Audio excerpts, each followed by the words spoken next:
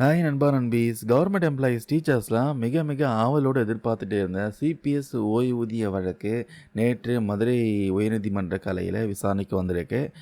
திண்டுக்கல் மாவட்டத்தை சேர்ந்தவர் பார்த்தீங்கன்னா இந்த வழக்கை தொடர்ந்துருக்காரு. நியூ பென்ஷன் ஸ்கீமை கேன்சல் பண்ணிவிட்டு ஓல்டு பென்ஷன் ஸ்கீமை அமல்படுத்தணும் அப்படின்னு ஒரு வழக்கு தொடர்ந்துருக்காரு. இந்த வழக்கோடைய ஸ்டேட்டஸ் ஏற்கனவே பழைய வீடியோவில் போட்டிருக்கோம். இப்போ கரண்ட் ஸ்டேட்டஸ் என்னென்னு பார்க்கலாம். இந்த வழக்கை மீண்டும் பார்த்தீங்கன்னா நீதிபதிகள் முன்னாடி விசாரணைக்கு வந்திருக்கு.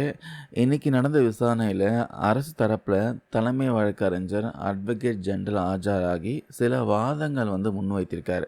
அவர் என்ன சொன்னார்னா, நம்ம தமிழ்நாட்டில் 2003ஆம் ஆண்டிலிருந்து புதிய ஓய்வூதிய திட்டம் அமலில் இருக்குது. மனுதாரர் 2005 பணியில் சேர்ந்துட்டு ரொம்ப வருஷம் கழித்து 2012 தான் பார்த்தீங்கன்னா வழக்கே போட்டிருக்காரு. இது வரைக்கும் ஓய்வு பெற்ற 54,000 பேரில் 51,000 பேருக்கு பண பலன்கள் கொடுத்தாச்சான், வழங்கியாச்சான்.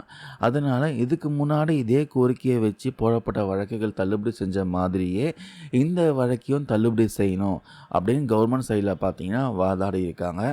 அது மட்டும் இல்லாமல் இந்த சிபிஎஸ் பணத்தை எல்ஐசியில் முதலீடு செஞ்சு ஜிபிஎஃப்க்கு இணையான வட்டி கொடுக்கறதுனால அரசாங்கத்துக்கு பார்த்தீங்கன்னா 0.6% இழப்பு ஏற்படுத்துன்ட்டு சுட்டி காட்டியிருக்காரு. ஆனால் நீதிபதிகள் இதை அப்படியே ஏற்றுக்கலை.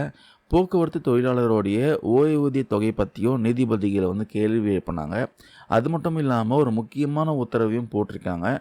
மனுதாரர் தரப்பில் கேட்கப்பட்ட எழுத்துப்பூர்வமான கேள்விகளுக்கு ரிட்டன் கொஸ்டினுக்கு அரசு தரப்பில் முறையான பதில் அளிக்கணும் உத்தரவிட்டு இந்த வழக்கை பார்த்தீங்கன்னா திங்கட்கிழமை, அதாவது 15/12/2025 பிற்பகல் 2:15 மணிக்கு ஒத்தி வச்சுருக்காங்க. ஸோ வர திங்கட்கிழமை அரசு என்ன பதில் சொல்ல போகுது, வழக்கு எந்த திசையை திரும்ப போகுதுன்னு பொறுத்திருந்து பார்க்கலாம். இந்த முக்கியமான அப்டேட் விஷயமா உங்களுக்கு கருத்துக்கள் ஏதாவது இருந்தால் கமெண்ட்ஸில் சொல்லுங்கள். தேங்க்யூ நண்பா நண்பீஸ்.